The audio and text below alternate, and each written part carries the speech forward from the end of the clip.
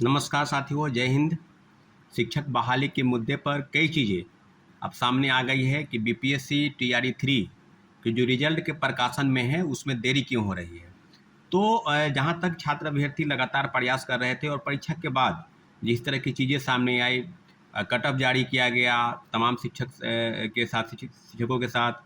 उसके बाद लगातार ये बात हो रही थी कि जो कट ऑफ है उसमें प्रोविजनल कट ऑफ के बाद उसका आंसर की जारी हुआ और अभी लगभग 1 to 5, 6 to 8 और 9, 10 के आंसर की जो हैं वो जारी हो गए हैं। 11, 12 के आंसर की में भी मतलब लगता है कि 14 या 15 तक जारी होने की उम्मीद है। और सारी चीज़ों पर जिस तरह के शिक्षक बहाली में लगातार प्रश्न उठ रहे थे कि रिजल्ट कब आएगा, तो जाहिर सी बात है कि जब प्रोविजनल आंसर की जारी होता है, फाइनल आंसर की जारी होता है और आंसर की जारी होने के बाद ही वो जो है रिजल्ट के में रिजल्ट बनने की प्रक्रिया में चली जाती है। अभी बात हो रही है कि तीसरे फेज पर आखिर इस तरह की संशय क्यों बनी हुई है। आखिर लाखों अभ्यर्थी और 87,000 पदों की जो वैकेंसी आई है उसमें कई चीज़ें सामने आई कि बैकलॉग सीट को जोड़ने की बात हो रही थी कि टीआरई 1 टीआरई 2 के जो बचे सीट है उसको टीआरई 3 में जोड़ा जाएगा।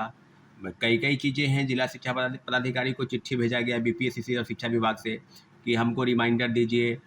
रिमाइंड किया गया लगातार और 3-3 पत्र भेजे गए हैं कि जो है पत्र निकाला गया। उसमें एक और मामला जो सामने आ रहा था उसमें था कि जो आरक्षण को लेकर बात हो रही थी, जो 50% आरक्षण है उसके आधार पर रिजल्ट आएगा या बिहार सरकार के दिशा निर्देश पर क्या 65% आरक्षण जो जातिगत जनगणना और उसके बाद आरक्षण की बात जो चल रही थी, क्या उसको लेकर रिजल्ट आएगा।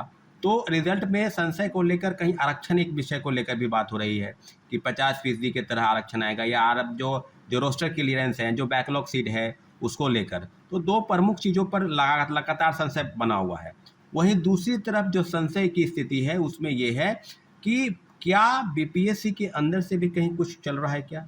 क्या बीपीएससी के शिक्षा विभाग में जिस प्रकार से टीआरई 3 की परीक्षाएं हुई, पेपर लीक हुआ और पेपर लीक के बाद आपको याद होगा कि लगभग 300 लोगों की गिरफ्तारी हुई।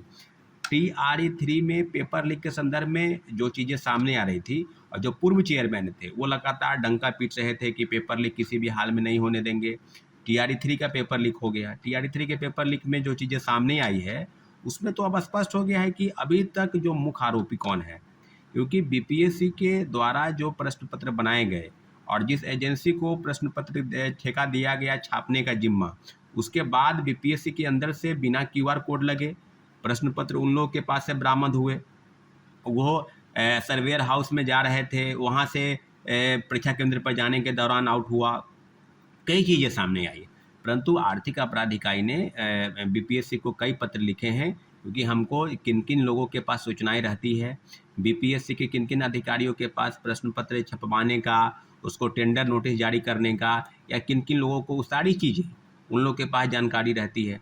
तो इन सब चीज़ों की जानकारी के हवाले से जो चीज़ें सामने आई है उसमें पूरी तरीके से अब ये बात सामने आई है कि अभी तक बीपीएससी ने आर्थिक अपराध इकाई को कोई भी जवाब नहीं दिया है और लगातार ये बात दबाव बनाया जा रहा है कि हमको जवाब चाहिए। और आर्थिक अपराध इकाई टीआरई 3 के जो भंडाफोड़ है उसमें कई लोगों के नाम आए। नीट पेपर लीक के कांड के जो डॉक्टर संजीव है, उनका संजीव मुखिया, उनका बेटा डॉक्टर शिव जो पीएमसीएच का छात्र रहा है, इन सारे लोगों की बड़े बड़े रैकेट जो है बिहार से झारखंड, उड़ीसा, मध्य प्रदेश, राजस्थान, दिल्ली यानी शिक्षक बहाली में जो फर्जीवाड़ा बड़े पैमाने पर हुआ उसके जो अलग ही बात है। सीटेट वाले फर्जी तरीके से बहाल हो गए हैं, वो बात चल रही है। तो जो चीज़ें अब सामने आ रही है कि क्या डोमिसाइल सर्टिफिकेट फर्जी बनाकर बहाल हुए उनको बहाल किया जा रहा है, क्या बैकलॉग सीटों का जो आंकलन है क्या बीपीएससी को मिला है कि नहीं मिला है, लगातार रिमाइंडर शिक्षा विभाग और बीपीएससी की तरफ से भेजा जा रहा है। तो साथियों, पूरी तरीके से अब इस बात को आश्वस्त हो जाइए और लगातार अब बातें चल रही है कि अक्टूबर लास्ट तक जो है रिजल्ट निकालने की प्रक्रिया में है। 11-12 के जो है फाइनल आंसर की वो जारी होने की स्थिति में बीपीएससी कब होगी ये बताने की ज़रूरत है बीपीएससी के अधिकारियों को। और जिस प्रकार से टीआरई 1 और टीआरई 2 में बड़े पैमाने पर फर्जीवाड़ा हुआ, हड़बड़ी में क्रेडिट लेने का जो होड़ था कि हमने लोगों को नौकरी दी और बिहार सरकार भी लगातार कह रही थी कि हम लगभग 2 लाख लोगों को नौकरी लगभग 3 महीने में दे दिए। बिल्कुल आप दे दिए, लेकिन परीक्षा के 2-2.5 महीने बीत गए, 3 महीने लगभग बीतने वाले हैं और अभी तक जो है कोई विशेष इस बारे में कि रिजल्ट का प्रकाशन कब होगा, आने वाले समय में क्या किस तरह की चीज़ें सामने आएगी। तो सब चीज़ों पर अब बिल्कुल अब स्पष्ट हो गया है कि ये लोग बैकलॉग सीट का जो ढोंग रच रहे हैं कि हमको सीट का आकलन, अरे बड़े पैमाने पर जो फर्जीवाड़ा हुआ है उसका भी तो आकलन करके अप्लाइए। तो जहाँ तक मैं समझता हूँ कि बीपीएससी के अंदर से भी बहुत बड़ा भ्रष्टाचार जो है वो चल रहा है। लोगों के रिजल्ट के प्रकाशन में जो गड़बड़ी आएगी उसके लिए भी, और वन कैंडिडेट वन रिजल्ट, इस सीट को बचाने का जो खेल बीपीएससी पहले से खेलती आ रही है, इस मामले में भी क्लियर होना है कि आखिर क्या होगा। तो मुझे लगता है कि बैकलॉग सीट नहीं, आरक्षण के मुद्दे पर भी माननीय उच्चतम न्यायालय में बिहार सरकार गई है। और जो आरक्षण का दायरा है, अब ये कहा जा रहा है कि 50% आरक्षण को जो है सीट निकालकर कई जिलों की सूची जो है वो आ गई है, कई जिलों की सूची जो है आनी बाकी है। इन सब मुद्दों पर भी बीपीएससी छात्र अभ्यर्थियों को गुमराह करने का प्रयास कर रही है कि हम 50% आरक्षण के साथ रिजल्ट का प्रकाशन करेंगे। वहीं दूसरी तरीके से अगर 65% आरक्षण के साथ इस तरह की चीज़ें हुई तो उसको रोक दिया गया है। तो सामने अब कई चीज़ें बात के रूप में सामने आ रही है। प्रोविजनल आंसर की, फाइनल आंसर की में के तहत कई कई चीज़ें गड़बड़ी है। कहीं 4-4 प्रश्न पत्र, कहीं 6-6 प्रश्न, उसका गलत उत्तर बताया गया है फाइनल आंसर की में। तो सारी चीज़ों पर बीपीएससी के पहले से जो स्थिति बनी हुई थी भ्रष्टाचार में लिप्त बीपीएससी, आज भी वही स्थिति है कि क्या रिजल्ट के प्रकाशन में देरी के पीछे कहीं भ्रष्टाचार का एक बू तो नहीं आ रही है, कहीं छात्रों अभ्यर्थियों को गुमराह करने का प्रयास बैकलॉग सीट और रिजर्वेशन के आधार पर तो नहीं है। मुझे लगता है कि बीपीएससी को इन सारे बिंदुओं पर आकलन करके उसका जवाब देना चाहिए, और जो गड़बड़ी 50% आरक्षण के तहत रिजल्ट निकालना है या 65% के आरक्षण और बैकलॉग सीट, जहां तक हम लोग का डिमांड था वन कैंडिडेट वन रिजल्ट और पूरक परिणाम के लिए जो TRE 1 और TRE 2 में दोनों में बाकी सीट थी, उसके लिए माननीय उच्च न्यायालय में भी याचिका दायर हुई, आदेश भी आया, उसका भी अब पालन नहीं हो रहा है। यहाँ तक कि बिहार सरकार इन सारे मामलों को लेकर, पूरक परिणाम को लेकर कोर्ट में भी चली गई है।